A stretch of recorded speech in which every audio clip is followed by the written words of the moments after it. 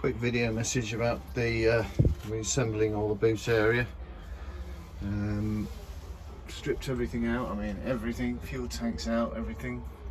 Those two new fuel pumps have been put in, so everything's stripped down, it's been cleaned out, vacuumed out. So now I'm going to apply a liberal coat of wax oil. Show you after. It seems a long time ago now, but this was the tank refurbishment. The tank before, it was coated. There's a little bit of surface corrosion and there's lots of crud inside it, so I decided to get it rubberized inside and out, which preserved it, so it's a good job. Quite happy with that.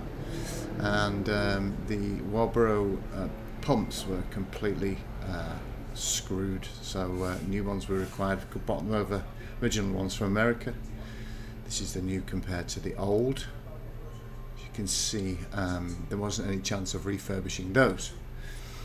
This is the tank all put back together, waiting to go back on the car.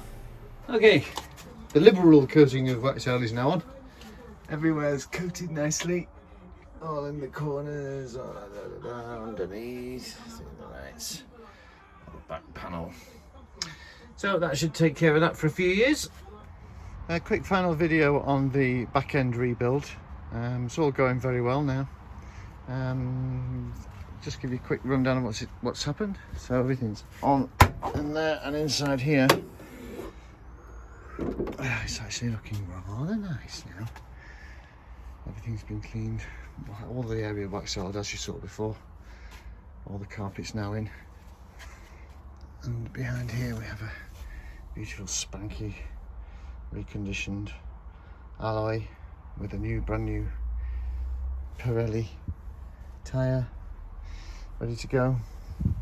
Batteries all on and everything now, hooked up properly. CD players in, aerials all in. So that's that. So now we can move around to the front.